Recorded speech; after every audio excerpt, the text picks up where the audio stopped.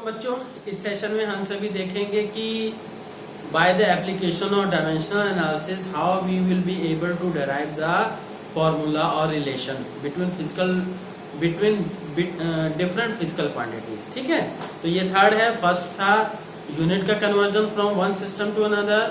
Second application था dimensional analysis का कि to check the correctness of any formula. और थर्ड है ये कि डिराइव द रिलेशन।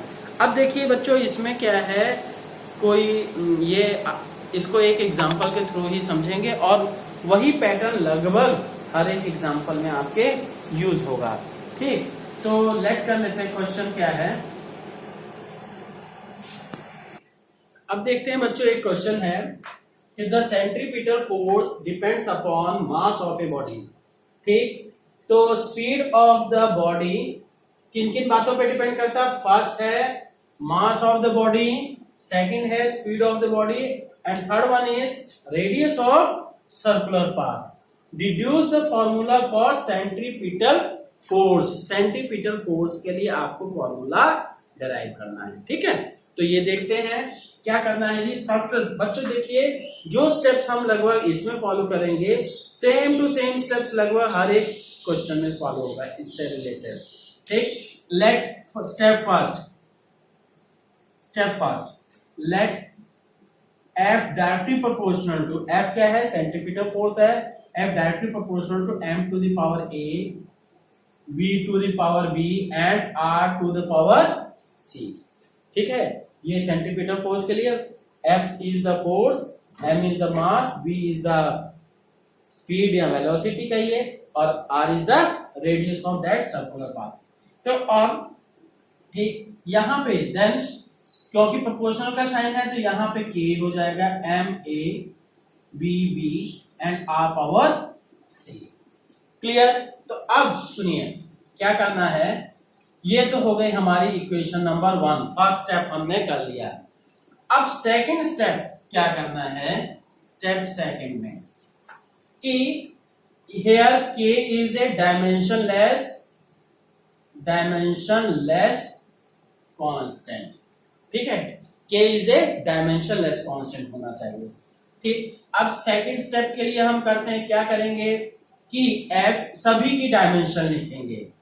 तो f equals to dimension m l t minus 2। आपको याद होगा मैंने याद करने के लिए कहा है। ठीक है, 4 फिजिकल क्वांटिटीज का या 4 या 5 फिजिकल क्वांटिटी का आप डायमेंशन फॉर्मूला श्योर याद करके रखिए। पहला स्पीड या वेलोसिटी, दूसरा एक्सीलरेशन, तीसरा फोर्स और चौथा वर्क एनर्जी। वर्क या एनर्जी दोनों का सेम ही है। ठीक, ध्यान रखिएगा, बाकी सब आप डिराइव कर सकते हो। ठीक, तो ml t पावर माइनस 2, तो मास का डायमेंशन फॉर्मूला m और v का डायमेंशन फॉर्मूला lt माइनस 1, फिर r का डायमेंशन फॉर्मूला n। ठीक, अब क्या है, ये स्टेप सेकंड हो गया है। अब स्टेप थर्ड करेंगे, putting all the dimensions into ये इक्वेशन 1। स्टेप थर्ड देखिए, स्टेप थर्ड। ठीक, अब स्टेप थर्ड में क्या, फ्रॉम इक्वेशन 1। ठीक, तो इक्वेशन 1 के से क्या हो जाएगा, सभी की डायमेंशन हमने पुट कर दी। m l t minus 2 equals to m mass के स्थान पे रखे, मास की पावर a है, और स्पीड के स्थान पे l t माइनस 1 की पावर b है, और इसी तरह से रेडियस है, रेडियस की l की पावर c। ठीक है, ये आपने कर दिया। अब क्या है, इसको रीअरेंज करते हैं, m की power l, l to the power 1 और t to the power minus 2, इतना हो गया।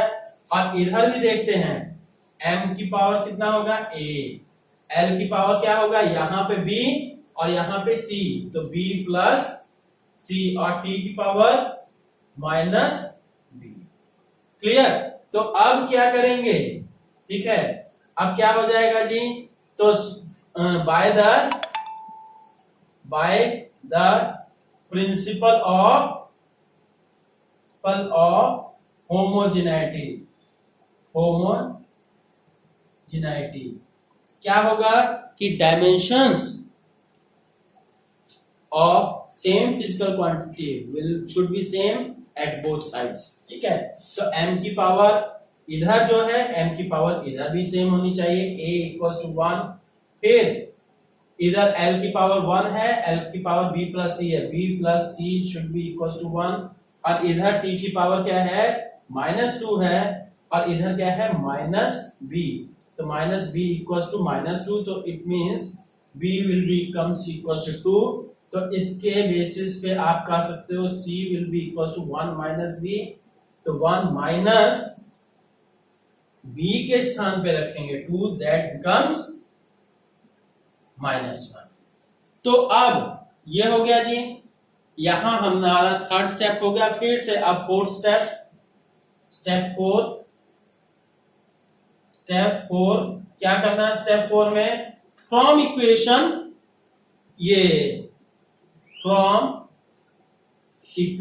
1, मतलब a b और c की वैल्यूज इसमें भर दिए, तो क्या हो जाएगा f equals to k m की power m to the power 1, a की वैल्यू 1 है, फिर m b की पावर b मतलब स्क्वायर, और ये जो c है c इज इक्वल्स टू -1, तो r टू द पावर -1। तो इसलिए रिजल्ट क्या निकला f equals to k m v square by r।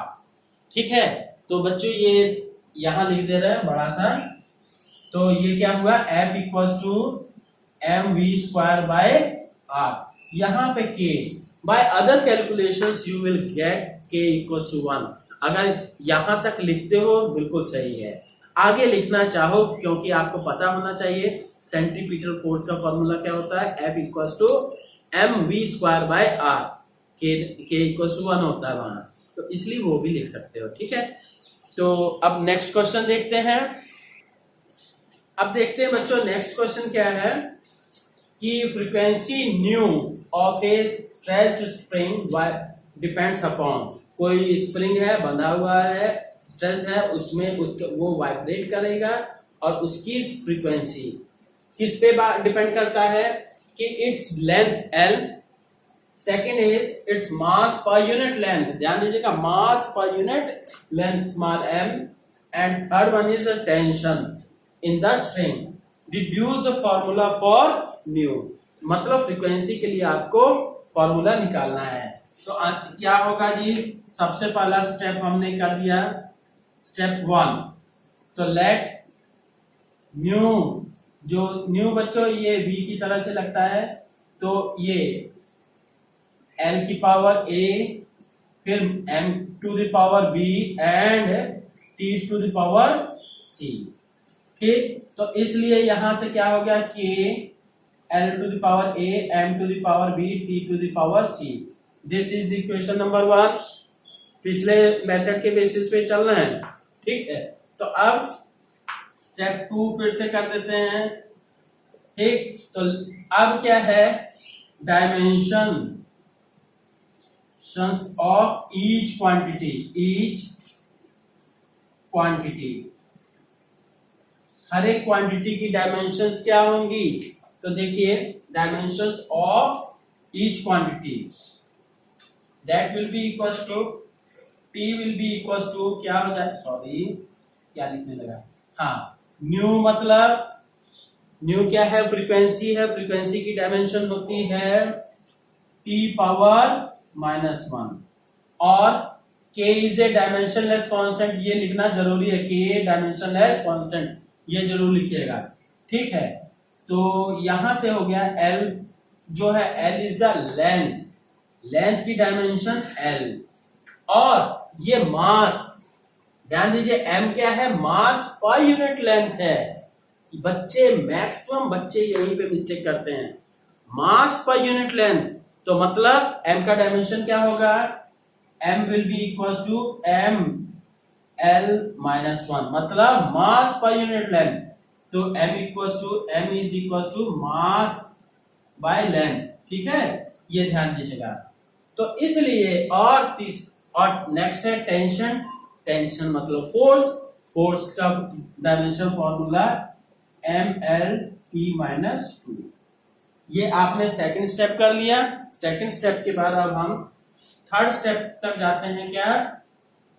From equation number, from step third लिख देते हैं।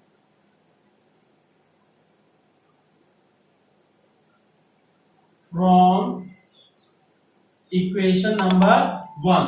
इक्वेशन 1 में सारे सभी की वैल्यूज पुट कर दिया। t पावर -1 फ्रीक्वेंसी के स्थान पे t की पावर -1, फिर k is a dimensionless constant, और फिर l मतलब लेंथ है, लेंथ की पावर a, फिर m मतलब मास, मास के स्थान पे ml-1 की पावर b, और t जो है mLT-2 की पावर 3। ठीक है, तो अब क्या है? ठीक, तो ये हो गया जी इतना। अब यहां से पूरा सॉल्व करेंगे। इधर ध्यान दीजिए, मास और लेंथ नहीं है, तो मतलब मास की पावर 0, एल की पावर 0। ठीक है, ध्यान दीजिएगा, मतलब पावर 0 होने का मतलब 1 1 हो गया, कोई मतलब नहीं। फिर t की पावर -1, और इधर m की power m to the power b, और इधर से क्या है m की पावर c, b प्लस 3 हो गया। l की पावर a है, फिर l की पावर -b, और l की पावर c, फिर t की पावर इन दोनों में नहीं है, t की पावर -2c। क्लियर बच्चों? अब क्या कर देना है, अब हम सीधे से इसको कंपेयर कर दिए। ठीक, तो b प्लस लिखोगे by principle of homogeneity, by principle of homogeneity. Homogeneity principle से क्या होगा जी? बाय प्रिंसिपल ऑफ होमोजेनिटी क्या हो जाएगा? दैट विल गिव, हाँ, तो b plus c will be equals to 0, a minus b plus c will be equals to 0, and -2c will be equals to -1। मतलब m की पावर इधर b plus c और इधर 0 है, तो ये 0 हो गया। फिर इधर a minus b plus c that is equals to 0। तो इसी तरह से -2c है इधर, और इधर -1 है, तो इससे क्या निकला कि c equals to 1/2। ठीक, c equals to 1/2, तो मतलब क्योंकि b plus c, since c equals to -b हो जाएगा इससे, तो c की सॉरी ये b equals to -c, तो c की वैल्यू 1/2 है, तो b की वैल्यू b equals to -1/2। और तीसरी चीज a की वैल्यू क्या होगी? a इक्वल्स टू ये b माइनस c उधर चला गया, तो b के स्थान पे -1/2, c के स्थान पे -1/2, माइनस था और 1/2, तो दैट बिकम्स -1। तो अब इसी इक्वेशन में हम सब वैल्यूज भर देंगे और हमें आंसर मिल जाएगा। यहां से बच्चों मैं मिटा देना थोड़ा सा। ठीक, तो अब क्या करेंगे कि ये हो गया। Now step 4। स्टेप 4 क्या हो गया जी? कि इसमें वैल्यूज रख दिए, क्या हो जाएगा? तो so v equals to from equation 1 v equals to k, l की पावर a होनी चाहिए, a की वैल्यू l की पावर -1, m की पावर b है तो b पे भी -1/2, और c जो है t की पावर c, तो c मतलब 1/2। तो इसको आप कह सकते हो k/l, माइनस है तो इसलिए नीचे चला गया, और अंडर रूट ये हो गया 1/2 का अंडर रूट हो गया, तो t/l। So this is the formula for that physical quantity, that is frequency of a stressed spring. ठीक है, अब देखते हैं बच्चों क्या है डायमेंशनल एनालिसिस का लास्ट जो है कि लिमिटेशंस ऑफ डायमेंशनल एनालिसिस। ठीक है, कुछ लिमिटेशंस भी हैं, कुछ नहीं बहुत कहेंगे, है ना। पहली चीज कि it is enable to state about dimensionless constant. ठीक है, it is enable to state about dimensionless constant. ठीक है, तो नेक्स्ट है कि अगर ये कोई फिजिकल क्वांटिटी 3 से ज्यादा फिजिकल क्वांटिटीज पे डिपेंड करती है, then it is enable to derive the relation. तो क्या कहेंगे, it is enable to derive the relation if any physical quantity depends upon more than three physical quantities। अगर 3 से, जैसे हमने अभी फॉर्मूला डिराइव किया था क्या कि centripetal force equals to mv square by r, m v और r 3 हो गए। फोर्स किस पे डिपेंड किया, 3 पे। अगर यही चौथी फिजिकल क्वांटिटी होती तो आपके लिए इक्वेशंस बनाना मुश्किल पड़ जाता है। ठीक है, तो आप देखिए नेक्स्ट है थर्ड वन इज क्या है कि it is enable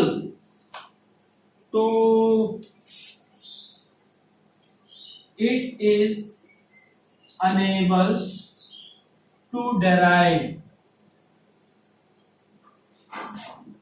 the relations।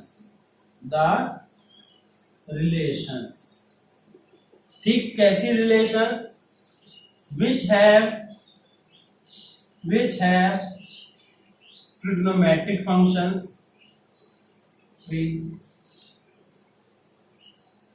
metric functions। दूसरी चीज ट्रिग्नोमेट्रिक फंक्शंस, लॉगरिथमिक और यहाँ क्या है, ट्रिग्नोमेट्रिक हो गया, लॉगरिथमिक हो गया, या एक्सपोनेंशियल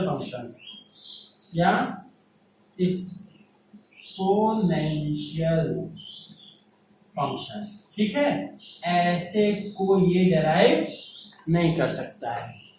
और विच है, सॉरी क्या होगा जी, विच है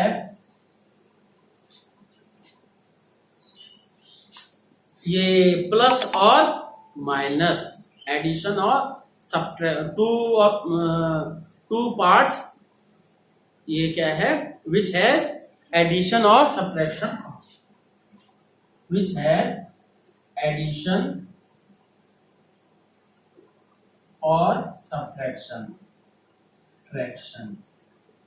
मतलब समझे, जैसे s equal to ut plus half at square, ये हुआ ना प्लस। आप यही यहां तो कर सकते हो कि s किस पे करोगे, इस u पे, t पे या a पे। ठीक है, ऐसा पॉसिबल नहीं हो पाएगा। ठीक है, तो अब क्या है, ये ऐसी। और नेक्स्ट क्या है कि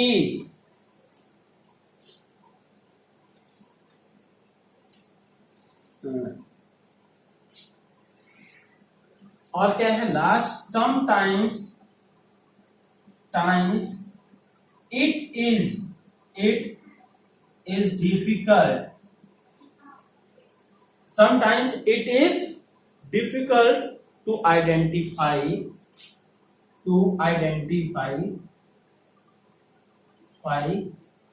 a physical quantity depends upon upon what factors, upon what factors. ठीक, तो ओके बच्चों, डायमेंशन एनालिसिस का फिनिश हो गया। और क्या है, पर इसके अलावा भी आप सभी न्यूमेरिकल्स की प्रैक्टिस करिएगा, कॉन्सेप्चुअल क्वेश्चंस की प्रैक्टिस करिएगा, तभी कॉन्फिडेंस आएगा। ठीक है, ओके, थैंक यू।